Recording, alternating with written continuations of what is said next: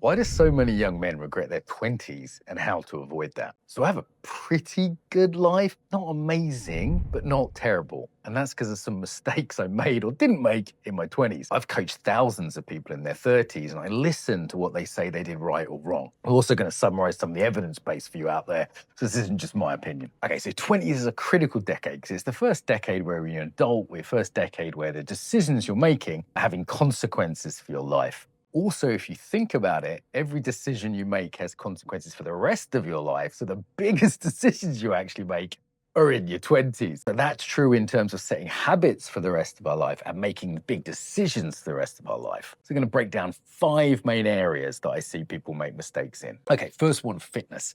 Now, how you are in your 40s depends on the habits you establish in your 20s. So one mistake I didn't make was not exercising, because by the time you're in your 30s, you've got the gut, you don't feel good, and it's actually harder to get your ass in the gym. Personally, I think just finding anything you enjoy is the key thing. For me, that was martial arts. It was Aikido. I could regret, I should have done more jujitsu or something else. And, when I hit my 30s, I did more competitive martial arts because I thought, this is my last chance to really do this. I'd say do anything that you enjoy, but particularly maybe things, your free running, your martial arts, things that you might not be able to do later in life quite so easily. The main thing, though, is you're doing anything that gets you fit, gets you moving, because you establish that as a habit, and then you can just maintain that into your 30s and 40s. I was in the gym today. It's well harder than in your 20s, but at least I got the habit. This is the same with dietary habits. Yes, you will get away with eating pizza every day like I used to at university, crappy pizza, but you develop a habit for eating. So one thing I regret was I developed some bad food habits, like, McDonald's as a treat or something, which is still with me later on. And it's not so natural and easy to eat the healthy food that I now have to eat. Oh, one more thing on the exercise front to watch out for is just knackering your joints. So when you're young, I've seen people do this in Thai boxing and Aikido and other things, just knackering their knees. My dad did it with his hips. In his 40s, he had arthritis because of all the running he did in his 20s. So this is a limited resource. It does wear out. Okay, now let's talk about regrets in terms of work and money. Often people say, follow your passion. You won't work another day in your life. The problem is you're listening to people with survivorship bias. Most of the people who followed their passion didn't make it and ended up in worse jobs if they'd settled a bit earlier. Now, I think this is a tough one. You've basically got to ask yourself in your 20s, do I want to make the long shot or the slightly safer bet? I think the 20s is the time to follow your passion, at least for a little bit, or at least as a side project. So you're making that long shot to become a comedian or a sports person or a YouTuber or whatever it is. But make sure you've also got something solid, monetizable, because for most people, those long shots just don't work out. You will, however, regret not having tried them. There's things that I could have done in my 20s that I didn't try. Maybe I could have been good at that. I could have been a contender. It's like, no, you need to know you gave it a shot. Like I've given entrepreneurship a good shot, for example. So it's kind of a mixed message. Yes, you should give the long shots a go, but that plan B, that safety plan, that, setting yourself up with transferable skills for elsewhere, also important. I heard Scott Galloway talking about this recently, that often people say, follow your passion, but truth of the matter is, you can be passionate about anything. I remember like an old lawyer I talked to when I was at university, I did martial arts with, saying, look, I wasn't passionate when I got into this kind of economic legal law he did, but now he loves it. He's a total geek for it, and he's built excellence in it. Often just building excellence in anything, that's useful to other people. That's the key thing, excellence that's useful.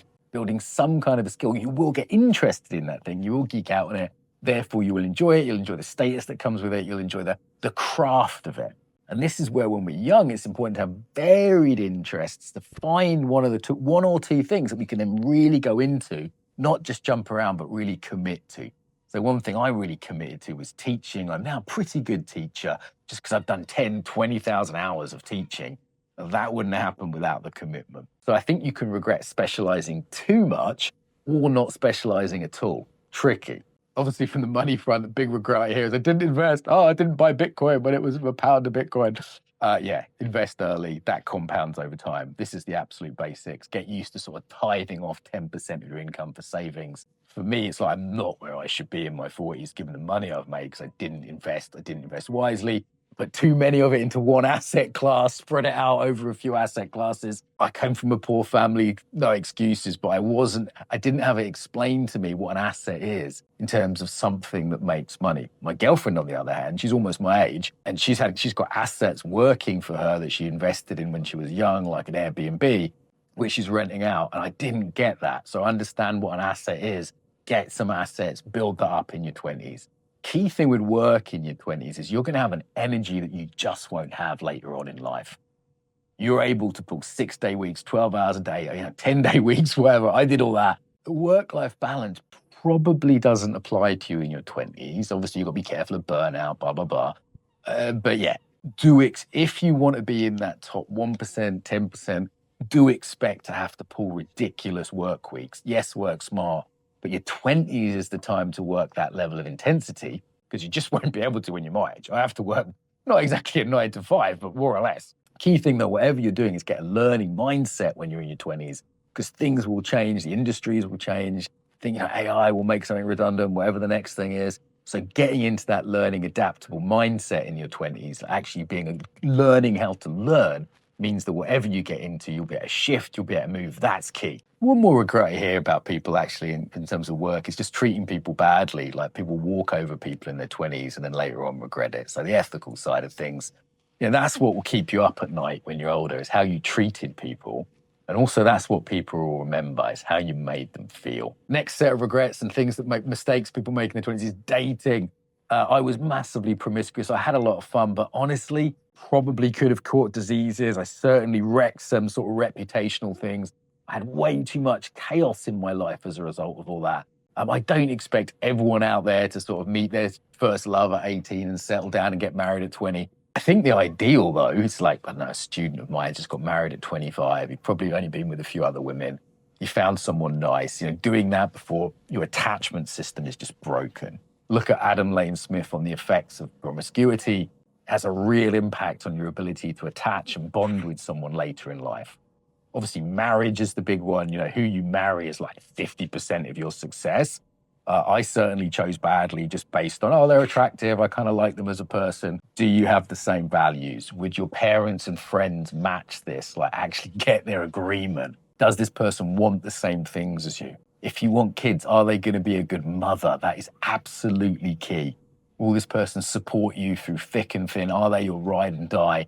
Like, this is a job in your 20s. Like, it's not always that easy in the modern dating market. I know you're up against it, guys. It's like, this is a job. This is something to take very, very seriously. Like, your success, if I think of like debts I've been in or health problems I've had, a female friend of mine, a really good wife to her husband, said, I wouldn't have let this happen to you. And I was like, oh shit. I chose someone who's a decent human being, but didn't have that sense of care, support, financial knowledge. There's a few factors. Sit down and work it out what's important long term, because that partner will make a huge difference to the rest of your life. And going through a divorce, trust me, you do not want that. The chaos that comes from being promiscuous, you do not want that.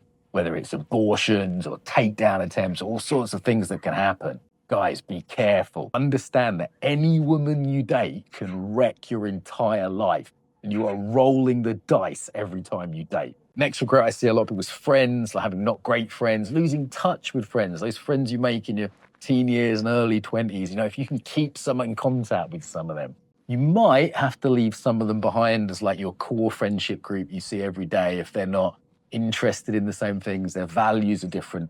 But I'd highly recommend keeping in touch with old friends. I'm still in touch with my best mate. I met when I was 3 years old, and that is such an enriching thing. He's like a brother to me. It's a long-term relationships are what makes people happy. And for guys, that brotherhood, people always say they regret losing touch with their army buddies or university mates. It's so sad. So just send them a postcard once a year.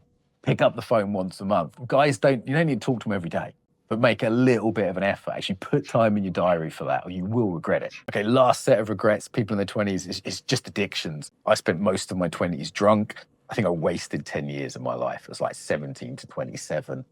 And you're just not emotionally maturing when you're addictive. You're not taking opportunities. I was 10 years behind on career when I got sober and started, grace of God, I got sober and started that.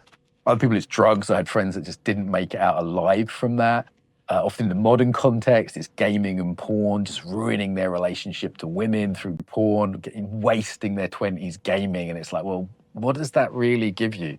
Is there transferable skills? How does that set up the rest of your life? Maybe if you're going to be a drone operator or something, I don't know.